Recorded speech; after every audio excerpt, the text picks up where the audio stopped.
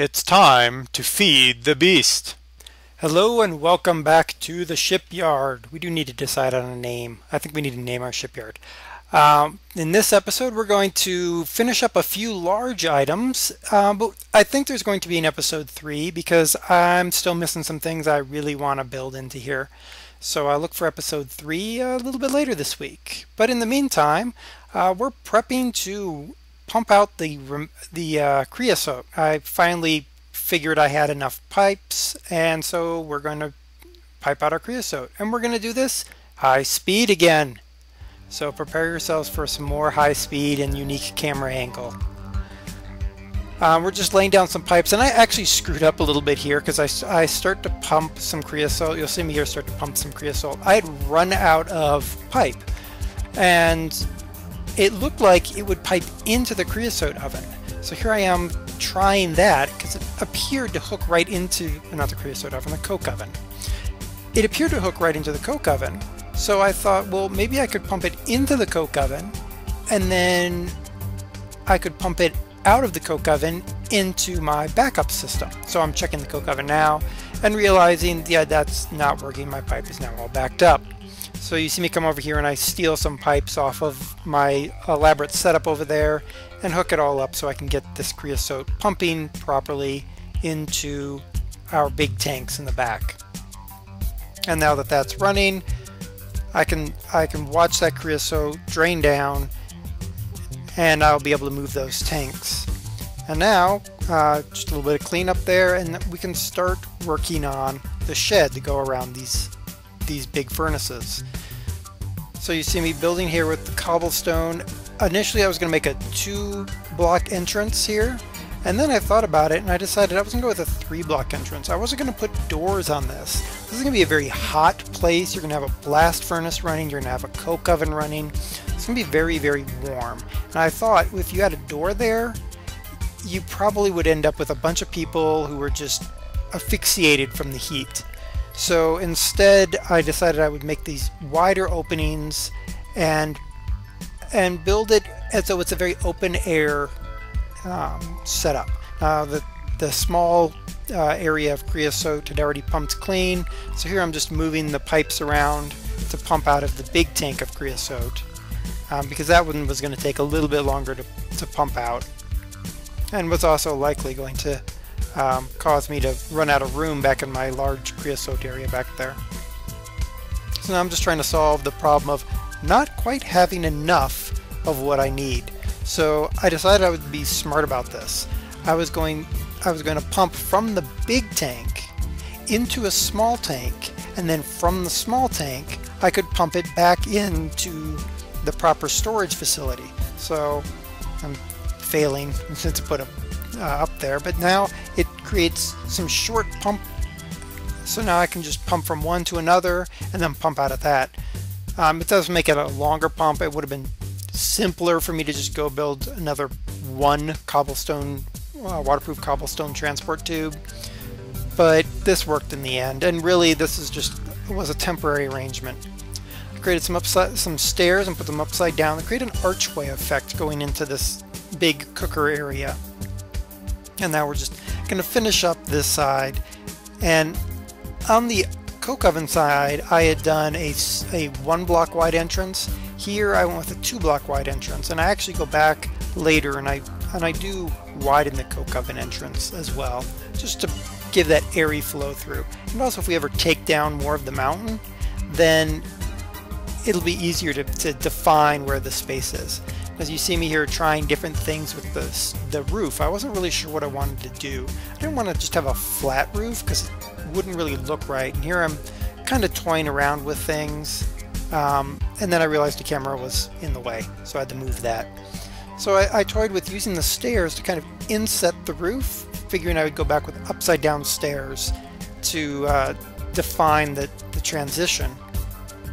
So here I'm just laying down the first part of this, and this also would let me build a lip out to create sort of a rain shadow, because as I've complained about a few times, it's always raining in our part of Minecraft, it seems. Now I stepped back and I looked at this and I decided it just looked weird to go from this gentle slope to this immediate straight face of one solid block. So what I decided to do was build a bunch more steps and just kind of step this roof. So there I'm laying down the piece so I can get my step up, and now my roof has a gentle slope back to it. Now I thought about doing wood, but again we're using coke oven and blast furnace. We're using a lot of hot heat generating devices. Now in Minecraft that's not such a big deal, but if you think about it in real life, if you see a iron foundry, it's always made of a dense, usually mostly fireproof material. So I wanted to reproduce that here. Here I am cutting a hole in the roof.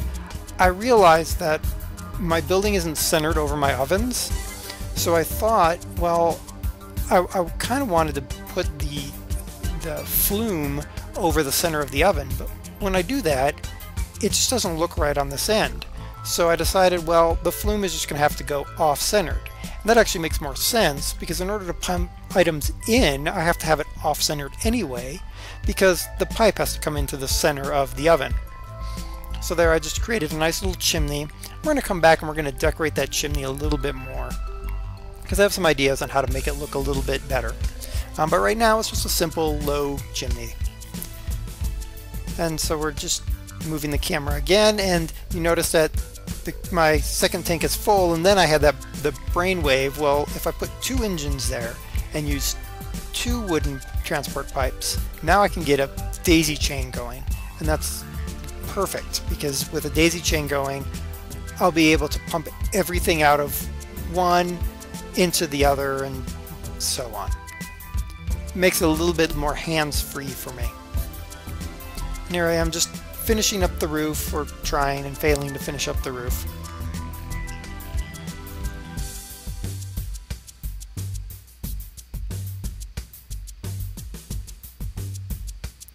And now you're starting to see the monolithic look of this all cobblestone construction.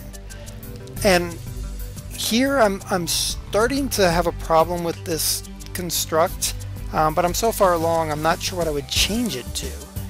So I go ahead and finish this off, and when I start laying down a little bit more of the groundwork, and there I am adding that, making that entrance into the coke oven side water, and I'm actually going to pop out a spot in there. It goes a spot right there where I popped out a spot for the coke oven, just so I knew where it was. And I'm going to put a second little chimney smokestack thing right here. And of course you always run out of stairs right when you only need 1 or 2. That's how it always works. But as I lay down some more of the flooring for the area around the dry dock, you're gonna see what really bothered me about this blast furnace coke oven building. And now that we're starting to clean out some of these tanks, I'm just gonna pull the tanks out and get them out of the way. This gives us a nice overhead view, and you can kind of start to see the full size of the dry dock. It is just huge. It's going to be very fun to try to plumb in all of the red power. And here I'm just pulling out all of the sand and stone. I'm just going down 1 unit. I'm just going to put in cobblestone, because that's what we used for the ground around our docks. So it made sense to continue that same structure here. And this is what really made me decide my blast furnace coke building is all wrong, because it's going to meld right into my walkway, and I don't want that. So I'm going to have to go back, and I'm still toying around with what I'm going to change that to. The roof is probably going to stay cobblestone, stone, something like that. But I'm thinking the walls, I might do fired clay, the red brick look. But we'll see what I decide. I'm just finishing up my walkway on this side.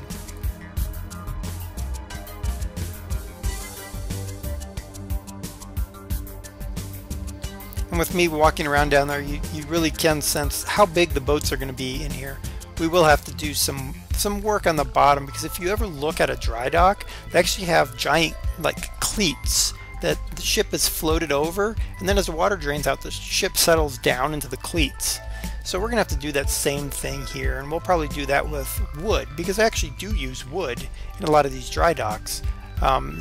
It doesn't damage the ship, so it's a safer material. Now we're just doing the other side, cleaning out the other side, and prepping to lay down our little sidewalk on this side as well. I'll probably end up going in and because I need to create a reservoir of water, I'm probably going to save as much of the I talked about this a little in the part 1. I'm going to save as much of that water that I have there as I can. I think I have some extra tanks, and I might just bucket it all into tanks just to keep it for later, at least as a temporary measure until I get my red power equipment built.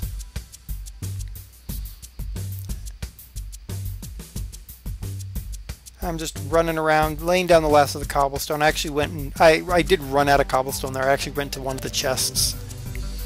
Now, what's a big object at any shipyard? It's a gantry crane.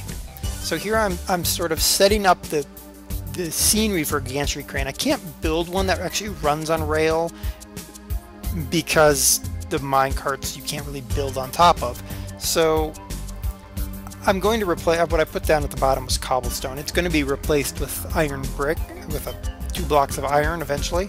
But I wanted to make the look of a simple gantry crane, something used to move large, heavy pieces of machinery or ship back and forth. So this will eventually have rails running back and forth along the dry dock, so that the gantry crane could be moved around as necessary.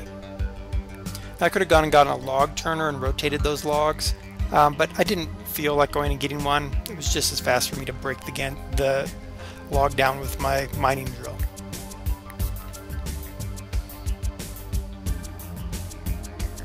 Now I'm making some steps to go on the underside where the logs and the iron scaffolding transition. And this is just to create the feel of structure, so it looks like it's held in properly. Now I'm laying down the track for the other half of the gantry crane. And I get it actually positioned wrong, and I have to put down some more. Now, iron scaffolding is relatively expensive when you first start in Feed the Beast and in Tech It, because it's made of all refined iron.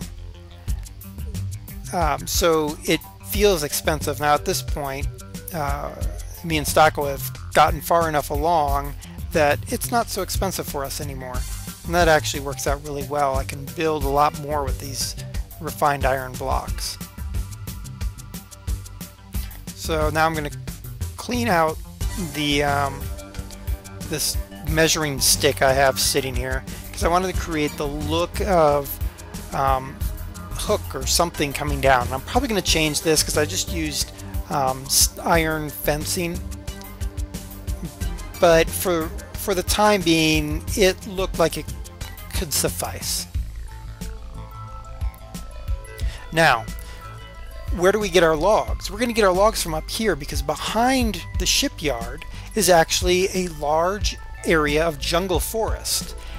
So we'll cut down the logs, and then the workmen will have to get the logs down to the shipyard. Now, we could have built a big, long, sloping step, but what's the fun in that? Instead, I started thinking about cranes that could be sort of hung over the side of a cliff.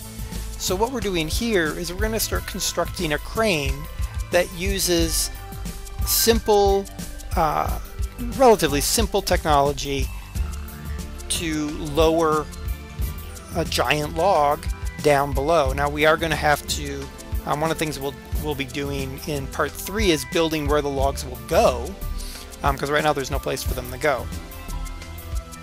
But this device, it would just be by and large just a rope and pulley system.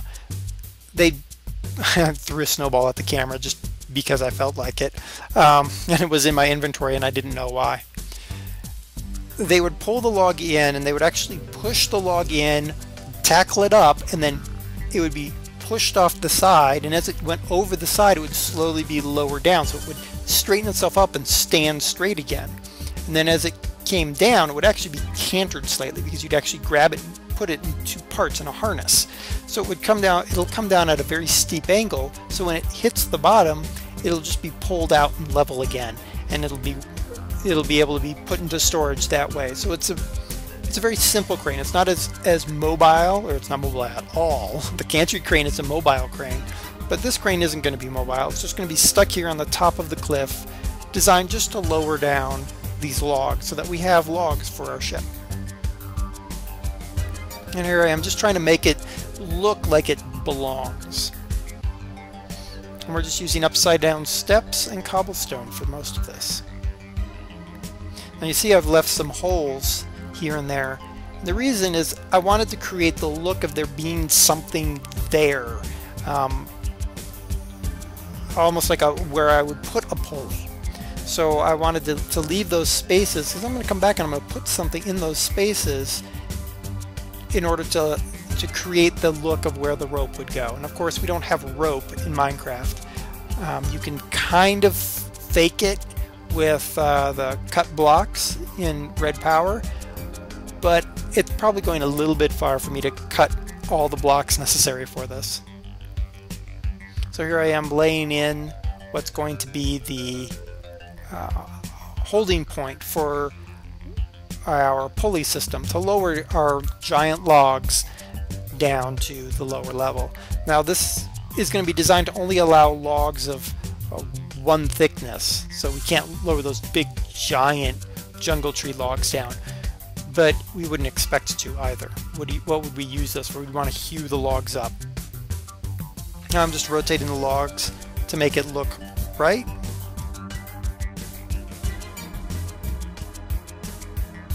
I was looking and seeing what I could build there. I built some more steps in order to finish off the top of this crane, make sure it looked appropriate for what I wanted. And here I'm just deciding I didn't like that particular look and needed more steps in there to create a look of almost a rounded crane at this point.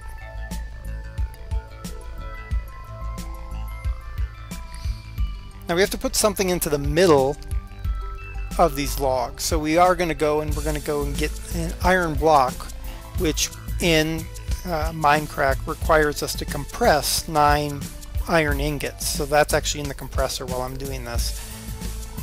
And we'll cut an iron block up to create the look of the metal that would be rotating in those logs to create the pulleyed look.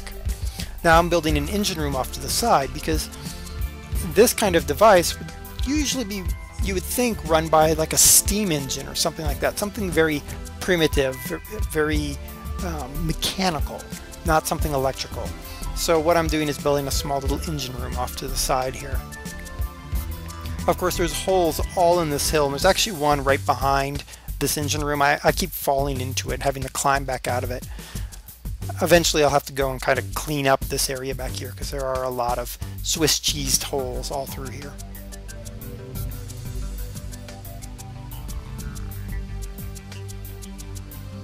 And I ran out of cobblestone again, so that's just me getting a little bit more cobblestone to actually finish what I was working on. Here's a little bit better view of the machine room, and here I'm prepping to finish all of this work. There are the iron block that I cut and prepped and stuck in there. So now that's where the rope would roll over and spin as well. Now, the thought would be that the lower one would be attached there and would ride over the upper one. Now I just put in the extension of that, so it would go into the engine room, where it would be hooked into the engine. So the engine would drive with a giant piston, which conveniently I have a giant piston in my hand. So what we're going to do is we're going to build our own pulse former. Now you can build a pulse former in Red Power as a single block, but that doesn't make the mechanical clunk clunk sound that I wanted. I wanted a mechanical sound. So here I'm building a pulse former, and I showed how to do this. One of my early videos that I ever did on YouTube. I talked about building this kind of pulse forming device, and it's very simple, but it's also very mechanical. So it gives that sound of work being done, some physical progress. So when you turn that on, boom, you got an engine running and you get that clunking sound. So now I'm just building up the building around our sort of steam engine. I mean, it's not a real steam engine, but you can't get much closer in Minecraft. This is just going to be a very flat, simple building. Being built of cobblestone isn't a big deal. You would be building it of material you could get access to up on this hillside, because you wouldn't want to lug everything all the way up the hillside.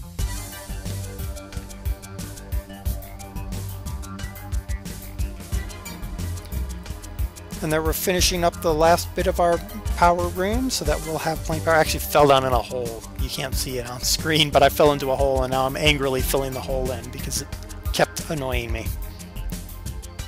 So there we go. We've got our little pulse former room. Piston running in the background. And we have our crane to get things down. And now I'm putting in track because you'd think they're going to put the logs on a track or some carriage device to get it there. And now we're just having a look around all the work we've done. We've got our coke oven and blast furnace room. We've got all of our creosotes built in here. We've got a little bit of cleanup work to do in here, but it's a nice small space. We're going to change the cobblestone. I don't know what we'll change it to, but we're going to change it. We've got our big gantry crane positioned over our dry dock, ready to hoist things up and into the boat. Our big dry dock that we need to finish hollowing out and prepping. And then up on the hillside, we've got our crane to lower all of our logs down out of the jungle, down into our shipyard where it can be turned into a ship. And we've got our little pulse former, our little mechanical device to run the engine. So that's the shipyard. We'll do part 3 where we decorate some more of the shipyard, because we have a few things we need to do. And there's a view back at the big landing area on the dock. So until next time, this has been Derek Debbers. Goodbye.